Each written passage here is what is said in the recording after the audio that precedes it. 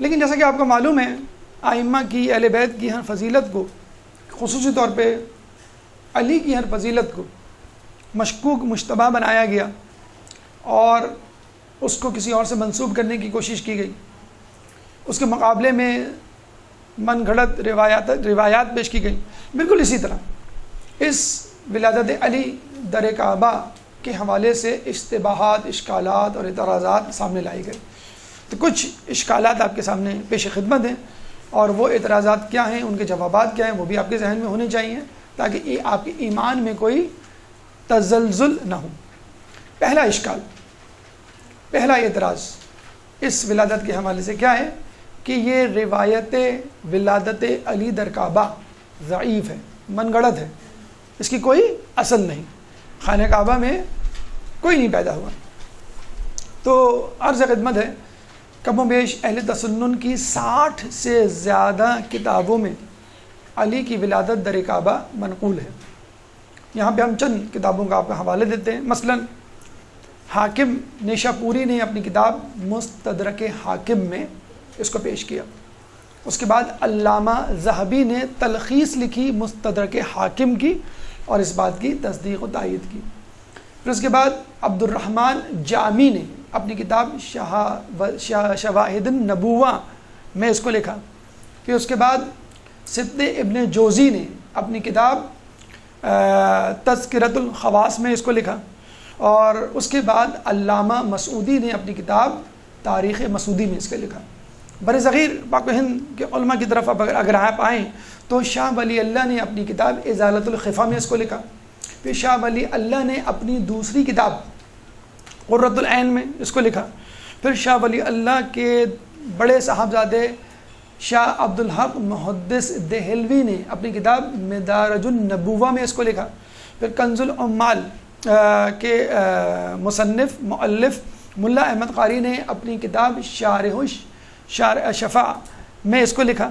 اور اس کے بعد سید عظمت حسین شاہ نے اپنی کتاب ولادت سید علی مرتضیٰ میں اس کو لکھا۔ 10 ہیں، اور اس کے علاوہ بھی مزید 60 سے زیادہ کتابوں میں آپ کے ولادت کے واقعات مل جائیں گے۔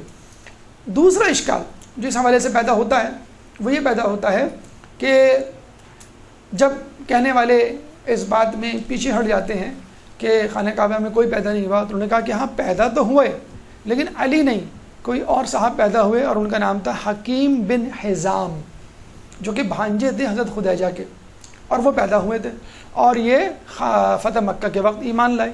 یعنی اب اس سے علی کی برتری افضلیت کم کرنے کی کوشش کی گئی۔ تو یاد رکھیے کہ حاکم نے اپنی کتاب، حاکم نیشاپوری نے اپنی کتاب مستدرک حاکم میں لکھا ہے، لوگ کہتے ہیں کہ حاکم سے سہو ہو گیا، غلطی ہو گئی، وہم ہو گیا، نہیں، خود حاکم کہتے ہیں کہ روایت کو نقل کرنے والا مصعب، اس سے غلطی ہوئی ہے، اور خانہ کعبہ میں علی کے علاوہ کوئی اور پیدا نہیں ہوا، اور ولادت علی در کعبہ کی حدیث متواتر حدیث ہے۔ متواتر حدیث یہ ہوتی ہے کہ جس کا کوئی راوی گم نہ ہوا ہو، اس کی چین یا اسناد مسلسل ہو، اور ویسے بھی فضائل کے معاملے میں ضعیف حدیث بھی چل جاتی ہے، یہاں تو متواتر حدیث ہے۔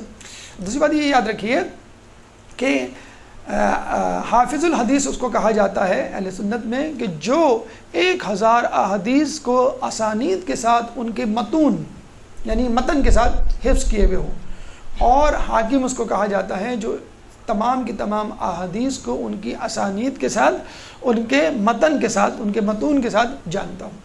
ایک اہم بات کہ اس حدیث کو جو سب سے پہلے روایت کرنے والا ہے وہ تھا یزید زبیر بن بکار۔ زبیر بن بکار اپنی دشمنی اہل بیت کے حوالے سے بہت زیادہ مشہور تھا، اور کہتے ہیں کہ اس نے یہ حکایت جو ہے وہ روایت جو ہے گڑی۔ اتنا دشمنی اہل بیت میں مشہور تھا کہ متوکل نے مکے میں اس کو اپنا گورنر مقرر کیا تھا۔ تب آپ اندازہ لگا سکتے ہیں کہ علی کی روایت متواتر ہے، اور اس کے مقابلے میں حاکم بن حزام کی روایت ضعیف اور غیر ثقہ راویوں کو، دشمنان اہل بیت جیسے راویوں کو لیے ہوئے موجود ہے۔